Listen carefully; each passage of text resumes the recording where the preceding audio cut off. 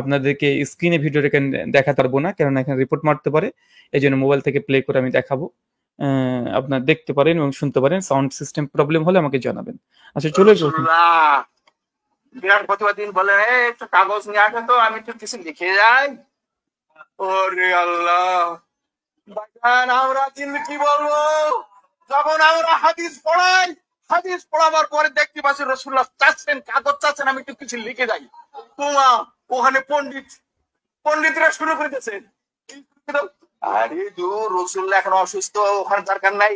আমাদের মধ্যে তো কোরআন আছে, আমরা কোরআন দিয়ে ফয়সালা করবো, রাসূলুল্লাহ দরকার নেই। বলুন নাউজুবিল্লাহ মিন যালিক। হাদিস বুখারীতে আছে না নাই?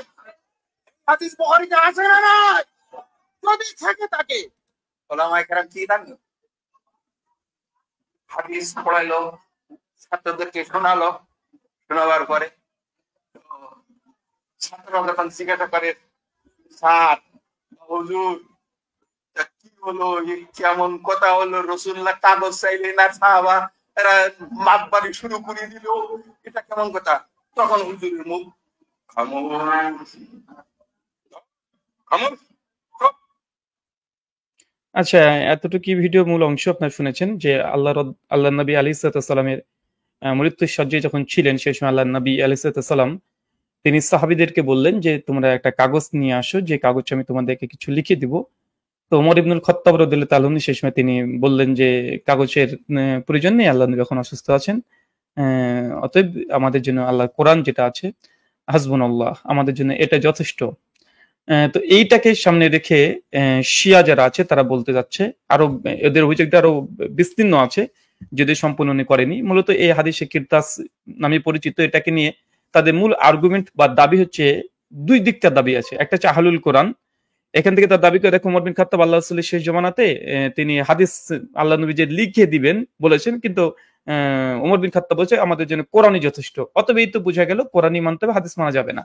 এটা আহলে কোরআনদের এই দাবি। আপনারা এর আগে হয়তো শুনেছেন অনেকের মুখ থেকে, এই হাদিসকে দলিল বানিয়েছে। আর দ্বিতীয়ত শিয়া যারা আছে তারা বলতে দেখেন ওমর বিন খাত্তাব রাদিয়াল্লাহু তাআলা আনহু আল্লাহ রাসূল কিছু লিখে দিতে চাচ্ছিলেন, কিন্তু তিনি প্রতিবাদ করলেন যে লেখার কোনো প্রয়োজন নেই, আমাদের জন্য কোরআনটা যথেষ্ট। এবং শিয়া এখান থেকে দাবি করে থাকে যে আসলে এখানে আল্লাহ রাসূল কি লিখতে চেয়েছিলেন। তো ওরা বলতে চায় এখানে আলী বিন আবি তালিবকে আল্লাহর নবী খলিফা হিসেবে নিযুক্ত করবেন, এটা লিখে দিতে চাচ্ছিলেন। আর ওমর বিন খাত্তাব তিনি বুঝে নেওয়ার কারণে তিনি আর লিখতে দেননি। অতএব ওমর বিন খাত্তাবকে এখানে আসামি বানানো হয়েছে।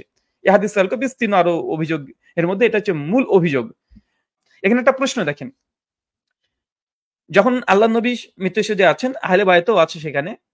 এখন প্রশ্ন হচ্ছে এটা যে আল্লাহ নবীর যে ওহী লেখক কারা ছিলেন? ওমর বিন খাত্তাব ছিলেন? উত্তর না। কে ছিলেন? আলী বিন আবি তালিব। তা আল্লাহ নবী বলছেন আসো কিছু লিখে দিই, কিন্তু আলী বিন আবি তালিব লিখছেন না কেন?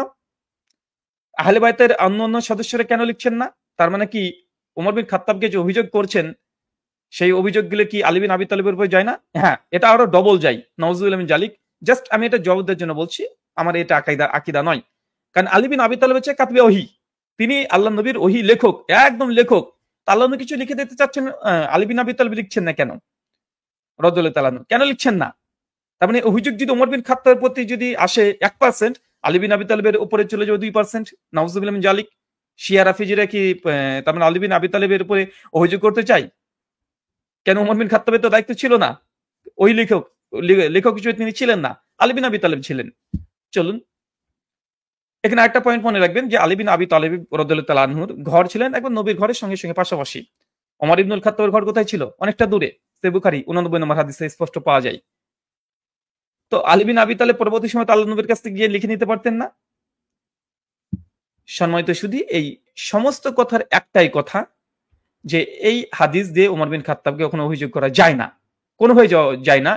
কেননা ওমর বিন খাত্তাব যেমন তিনি জাস্ট ভালোবাসার মহব্বত দেখে তিনি বলেছেন যে নবী আমার অসুস্থ, এখন এই সময়তে যেও না, আল্লাহ নবীকে কষ্ট দিও না, এই উদ্দেশ্যে তিনি বলেছেন যে আমাদের কাছে হাসবুনাল্লাহ, যে আমাদের জন্য আল্লাহ কিতাবই যথেষ্ট।